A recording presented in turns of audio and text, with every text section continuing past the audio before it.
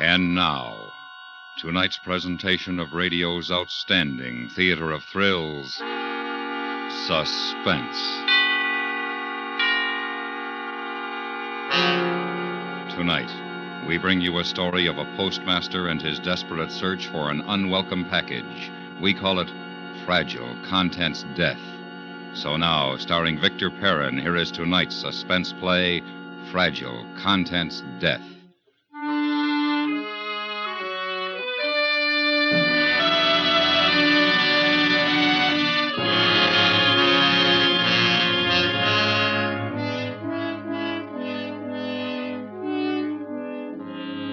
All it took was a phone call. Until it came that morning, everything at the post office was the same as it had always been. I was just another postmaster, 40 years old, with the postal problems of some 80,000 people to look after. All it took was that call to make things a nightmare. As I said, the day was just a day. I remember I was making up my mind to get busy on the stuff piled on my desk. It was 9:15. Morning, Mr. Jordan. Oh, morning, Hartley. I was going to send for you. Don't tell me all this heap is for me. That's right.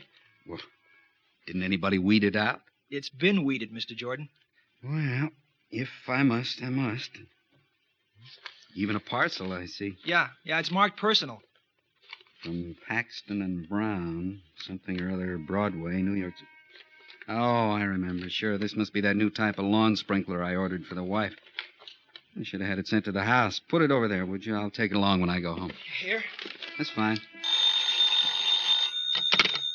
Post office, this is Jordan. Jordan. That postmaster, Jordan? That's right. What can I do for you? Plenty. You got a bomb someplace in the mail down there. What? Is this a joke? Listen carefully. This is no joke. A guy I know sent another guy a bomb, a time bomb. It'll be delivered here in town. It was supposed to be set to go off at 7 tonight, but it ain't. He forgot to change the timer before he shipped it. It's set for 2:30 this afternoon, 5 hours from now. I don't like that. Maybe some poor guy like a mailman will get it instead of the guy who's supposed to. That's why I'm telling you about it. You gotta find it and stop it. And one other thing, too. It's fixed so it'll go off when you open the package. You got all that? Sure, I got it. But how do I recognize this bomb? Who's it addressed to? I ain't telling who sent it. I don't care about who sent it. Who gets it? Who gets the bomb? Hello? Hello? Hartley. Yes, sir? You probably heard enough of that to know what's going on. Something about a bomb in the mail. Yeah. Now listen carefully. I'm only going to tell you once. Get out of here on the double. I want the assistant superintendent of mails and the dispatcher, Stewart and Fox. Get them in here as quick as you can. You got that? Yes, sir.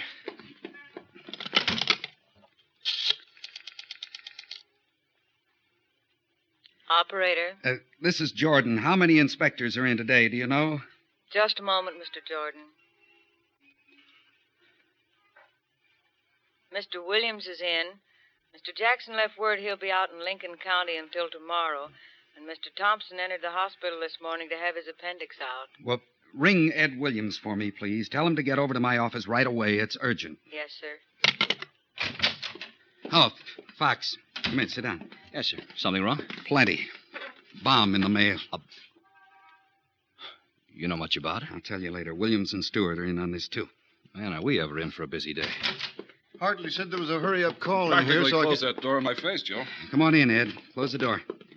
Sit down, both of you. Now sit down and listen. Uh-oh. No raises this year. I've been waiting for him to spring it on us. Button it up, Joe. Here's what we do have staring us in the face. I just told Fox a minute ago there's a bomb in the mail someplace. Hold on. That's right. A few minutes ago, I got a phone call. I don't know who it was. All I got were these facts. It's now 9:30. Between now and 2:30, we've got to find a time bomb which was mailed to somebody here in town. Somebody? Don't have any name at all? He didn't get around to that. Either he wouldn't tell me or he was cut off. I'm hoping, just a slender hope I know, I'm hoping he'll call back, but we can't count on it. Oh, how do we know this isn't a leg pull, Doug? We don't. But we can't afford to take chances with somebody's life. Would you? No. What kind of a package? We don't know. Any kind. Oh, that's great. That spreads your field out something terrific, Stuart. How? Well, you not only have your truck packages, you have carrier packages, too. Carrier wouldn't have that big a package. Stu, with the powerful explosives we have nowadays and the small wiring circuits possible, why not? Yeah, I'll give you another one. How about a newspaper roll? That's big enough, isn't it? Carriers handle them, don't they? That's right. Now, here's what I think. If that thing was mailed early this morning, it's either out there in the parcel post bin or at one of the substations. If it was mailed last night, it's probably on one of the trucks right now. Or else it's been delivered. Or else it's been delivered, yes. A lot of stuff's off the trucks by now. Well, that complicates it, but let's do what we can as fast as we can. Fox, you round up all of the special delivery cars, send them out after those trucks, and get all the packages back here. We'll go over them after they get here. Okay. Try to get the drivers to remember what's been delivered and where. Skip the insurance deliveries. This won't be insured. Get as much back as you can. Yeah, but what if they can't remember everything? You leave that to me. But do this, too. Call the substations. Get all their stuff in here. All right, anything else? Well, not now. All right, I'm on my way. Stuart, you'll go through our own stuff in the back. Let's see. Delivery from New York Central's number 3 hasn't come over from the station yet, has it? No. Well, that makes it a little better. Get everything we've got together in one place and keep it there. Keep the out-of-town packages out of it. Just add the stuff from the substations and the trucks as it comes in. And the pickup trucks, of course. What? Some of the drop boxes out in the suburbs are for letters and parcels both. We'd get some packages coming in on the pickups from those boxes. Oh, I'd forgotten that. And the trucks should be in by 11. We might as well go ahead with everything else until they get here. Just so we get them as soon as they come in. I'll leave that to you. Well, if we're going to do all this, I'd better get on it. No use standing around here any longer than necessary. No, go ahead. You want me to check the packages, right? I don't have to tell you your business, Ed. I know your record as an inspector is A1. Well, fill me in a little more, will you, Doug? Okay, shoot. Was this a time bomb? Well, that's what he said. We have less than 5 hours now. Yeah, I got that. Well, what else about it? Would it be safe to open? No. It'll go off if you open it. He said so. Oh, rougher and rougher. I'm going to get help, Doug. All you want. Use your phone. Help yourself. Thanks.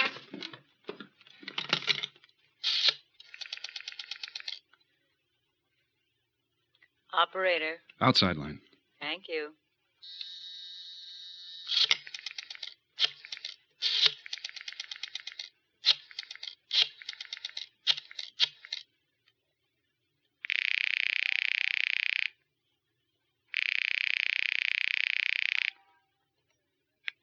State Police, Company A, Sergeant Rock speaking. Rocky, this is Ed Williams, post office. Is Jesse in today? Yeah, you want him? No, don't call him. No time. Tell him to come on over here right away, would you? Sure.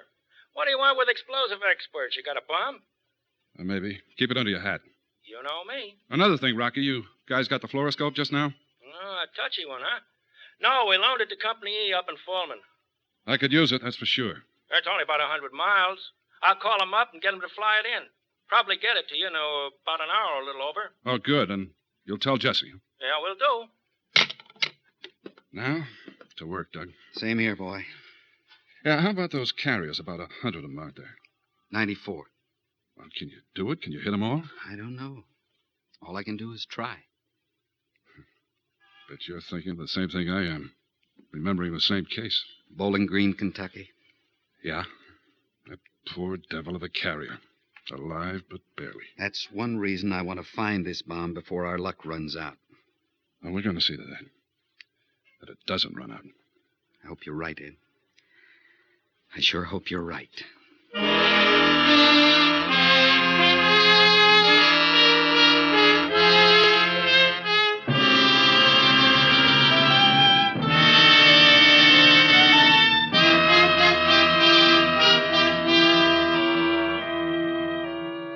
You are listening to Fragile, Contents Death. Tonight's presentation in radio's outstanding theater of thrills, Suspense.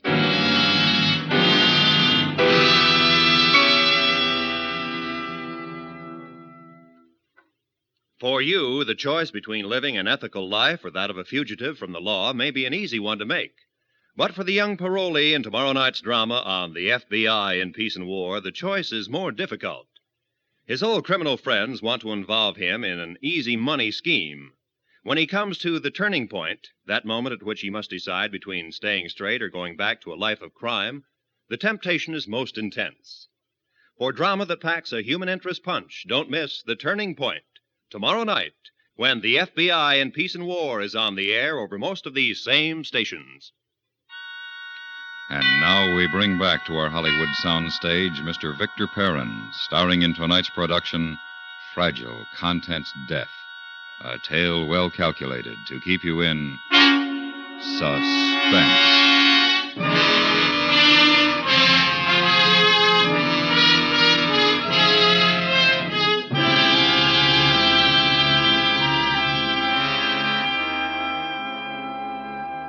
They were all on it now. Williams, Fox, Stewart, and all the others we could trust to keep a cool head. The lid was on every place possible. To the average man buying his 3-cent stamp, it was business as usual. We didn't even let the majority of the help know it. But off in one of our fairly isolated corners, a pile of packages was growing. I looked at the clock. 10:20. Just about an hour gone. 4 hours left. Oh, Stu. How are things going? Who knows? Well, as can be expected in a thing like this, I suppose. Better wipe off that sweat before somebody tumbles that the day isn't that hot. Thanks. Sit down. Huh. Are any of them wise yet? Don't think so. They'll probably get out. Things have a way. Yeah, that they do. How are you standing it yourself? Well, You worried? not very happy. None of us are. I keep thinking, what if I get hold of the thing... when- Ever been in an explosion? No. You weren't in the service, no. Ever see an explosion? Been close to one? Yeah, I came by once just after a gasoline truck tangled with a pole and took off. It was a pretty bad sight. I see. Would you like to take the day off? Oh, I wouldn't think of it. Nobody'd blame you. I wouldn't, I promise you. I can't do that, Doug. What if I did and the thing got by and I could have prevented it? I'm nervous, maybe. I don't like the setup, maybe. But I'm not chicken. I'm staying with it. I figured you would, Joe. They say every soldier figures the next bullet isn't going to get him. That's the way I'm figuring myself on this deal. Good idea. The only thing we have to worry about, Joe, where is this one aimed?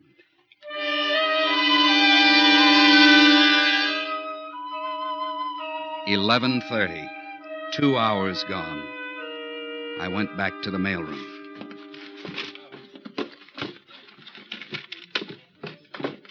Hello, Doc. How's it going? Well, we have all this over here so far. A lot of work. Any leads, Ed? Not yet, not even anything suspicious. Well, how can you tell? I can't tell, really. Sometimes there's something about the handwriting or the printing or the... I guess you just feel it sometimes. I don't know. I don't get anything like that in this stuff. Not even a fake return address. Not a one in the lot. None of the locals, anyway. We've checked them all. Fluoroscope in yet? Well, the plane's in. They phoned me a few minutes ago. It's on the way over. Be here any minute. Swell. Mr. Jordan, telephone. Okay, what line? On 8. Thank you, I'll get it.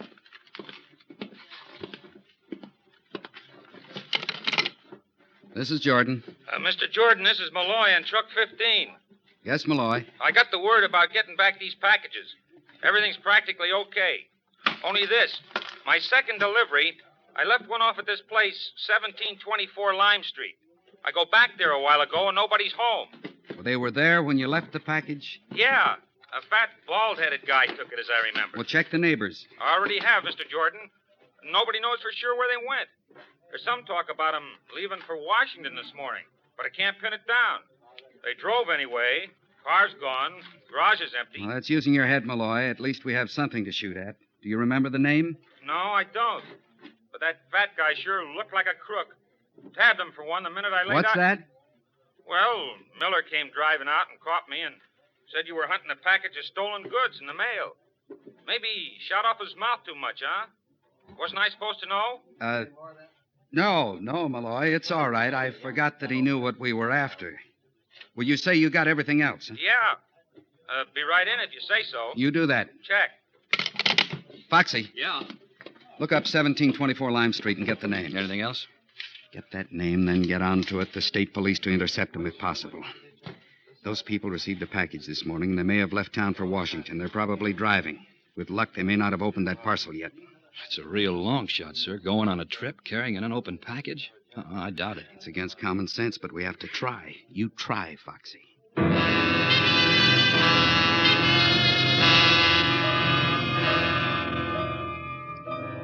12 o'clock, lunchtime. I ordinarily eat at Bailey's, but not today. We had sandwiches and coffee brought in. The coffee was welcome, but we didn't seem to be very hungry. Alone in my office sipping coffee, all I could think about was the time was half gone. This is Jordan. Darling, haven't you forgotten something? Oh, hello, dear. Forgotten something? I'm down at Bailey's waiting for you. I've been here 25 minutes. We're lunching together today, remember? Oh, yes. Well, look, Alice, I'm afraid I'm going to have to stand you up. Something's come up. Well, you'll be sorry. There's the best-looking man sitting in here all by himself, the tall, rugged, iron gray type. You know how I go for those. He'd probably be very glad to buy me a meal. You try 'em and see. I have confidence in you, sweetheart. Anything to save us a buck. Then you definitely aren't coming. I'm afraid not. I'll tell you all about it tonight. Sometime remind me never to marry a busy executive again. Bye. Bye. What do you got, Foxy? Things in my mind, Doug. First, let me get this one off. The cops picked up the Morgans. The Morgans? Yeah, the couple who were driving to Washington found them in a service station on the edge of town. They got the package. Well, they'd already opened it. Nothing much in it except some fancy sports shirts from Morgan himself. Then they're on their way again? Yeah, with apologies. I understand they were scared silly, though. Morgan offered to show the cop the shirts, even wanted to give him one. Afraid they were stolen goods. I'm glad that's cleaned up. Yeah, say, just had a call from the Woodmont branch. Go on. Say, you remember Spicer? Spicer? Yeah, suspicion of robbing the mails. What about him? Looks as though he hung one on himself this time. Well, how's that? Well, as I say, this clerk out at Woodmont put a bunch of packages in the bins just before he quit last night. He remembered one for Dr. Turner. This Turner, it seems, collects magazine first editions. Sometimes these aren't worth insuring, sometimes they are. But they're always worth something more than their original price.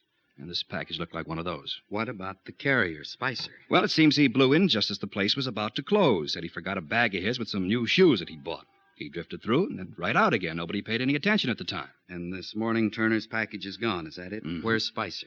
It's his day off. Substitute's working. They're sure the package is gone. Well, Turner called to ask if it came in, and they couldn't trace it. That's how they were sure it's missing. Well, I don't have to tell you the next move, do I? No, I already tried. Called his rooming house. He's not in. Didn't come in last night either. Do I call the police? I'd better do that, Foxy. Thanks. Even if he has the thing, he surely opened it by now. Think so myself, but we can't be sure. We can't take chances. I better call. All right.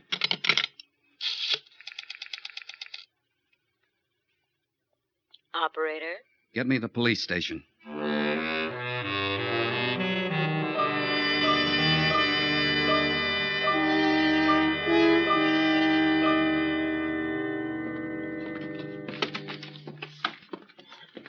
Ed, any luck with this pile of stuff? Well, one that's uncertain. Trying to make up my mind. That's so? Let's see. Here. It's not very big. Wouldn't have to be. Addressed to Jack Gordon, 128 Andrews Street. Is that anybody important? Never heard the name. If you ask me, it's a kid. What makes you think so? Return address. Columbia Foods Incorporated. Cereal coupons. Fluoroscope indicates a watch inside. Let's put a stethoscope on it. Okay.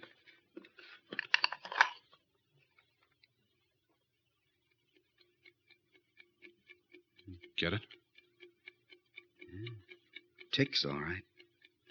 Question. Is it a dollar watch or is it? A watch, probably. Probably. Let's play it safe. That's what I thought. Take it outside. Ordinarily, yes. But we couldn't detect anything that would trigger the thing, so we'll put it in the water bucket here.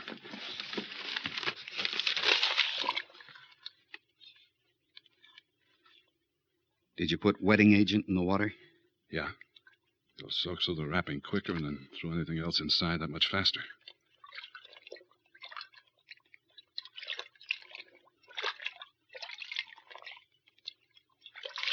That does it. Inside takes a little longer. Reminds me of the time I put in as an inspector. Here you were pretty good, Doug. Just lucky. Getting the walkers, lucky. Well, better have a look at your toy here. Easy. Easy. Up she comes. There. Looks as though we were right the first time, Doug. Here, have a pocket watch. Genuine Hoppy. Keep it for a souvenir. That's one kid we owe a watch. Will the budget stand it? It'll strain it, but it won't break it. Hey, let's step out back. I need a cigarette. Good idea. You heard about this carrier, Spicer? Yeah, Foxy told me. Get him yet? The police haven't. Well, maybe the police haven't got him, but has it?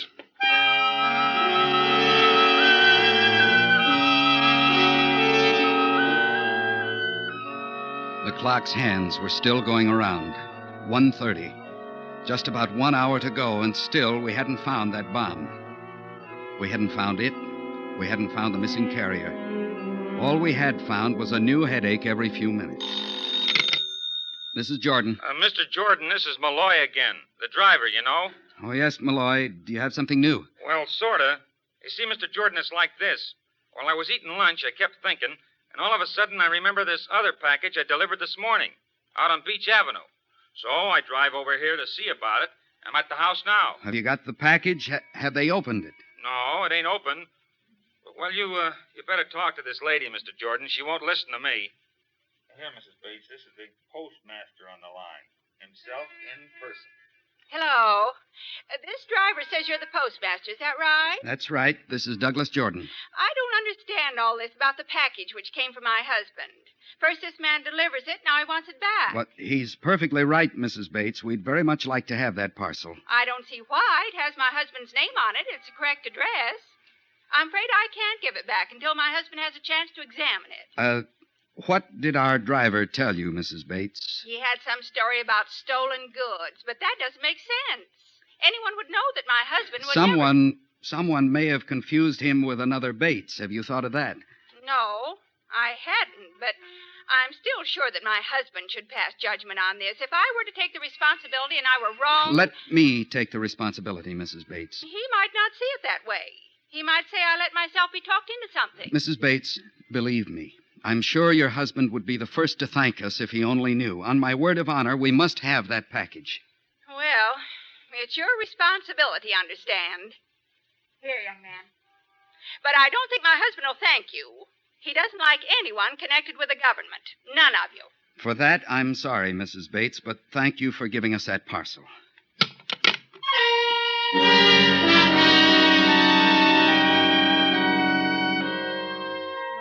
But it wasn't what we were after. A box of advertising pencils, that was all. Then it was half an hour. I forced myself to stay in my office waiting for a call that they'd caught Spicer or that someone, somewhere, had turned up something. Oh, Ed, any luck? Not a bit. We've combed everything, not a thing. They haven't caught up with Spicer yet. I think that's a false lead anyway. If he has the thing, he's opened it by now. That leaves us nowhere. Yes, it does. Somebody's forgotten something. That must be it. Yeah, maybe. Could be all a hoax, you know. What's the matter? Don't you want it to be a hoax, all this effort and nothing to show for it, that it? Want to repeat the Walker business, catch a murderer through the mail? No, Ed, no. I just want to be sure. Well, by the way, he's out, you know. Who?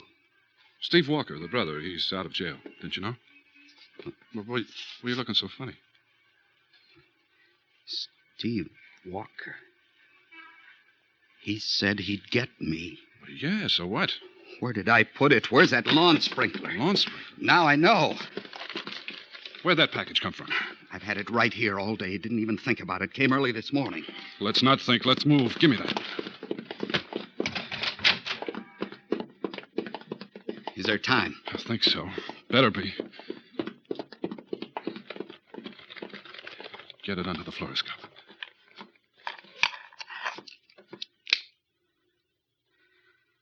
Look. That's it. Brother, that's it, all right. Do you have time to take it out to a safe place? No, sir. All we do is put it in a water bucket, take it into the alley, and pray. Okay. Here goes. Water, get through that wrapper. Doug, we'll give it an hour, just in case.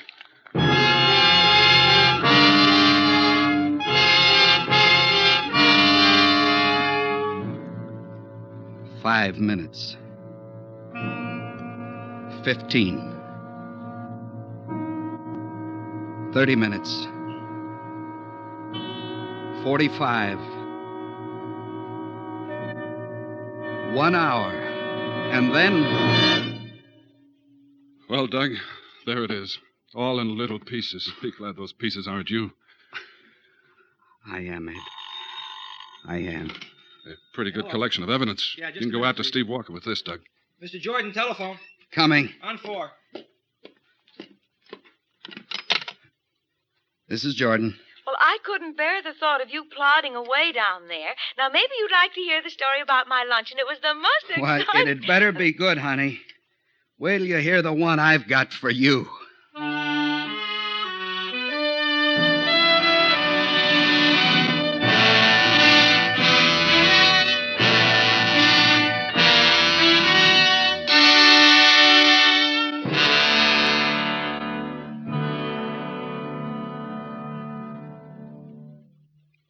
Suspense, in which Mr. Victor Perrin starred in tonight's presentation of Fragile, Contents Death. Be sure to listen next week when we again bring you another presentation of radio's outstanding theater of thrills, Suspense.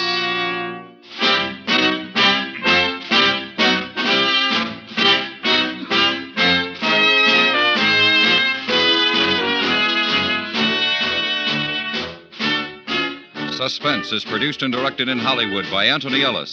Tonight's story was written by John F. Suter. The music was composed by Rene Garrigank and conducted by Wilbur Hatch.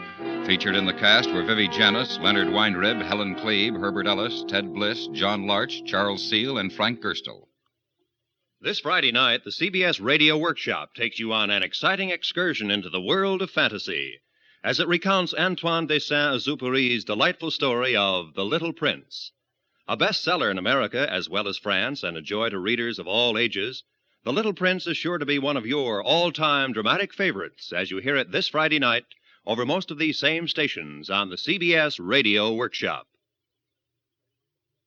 Stay tuned for 5 minutes of CBS News to be followed on most of these same stations by My Son Jeep.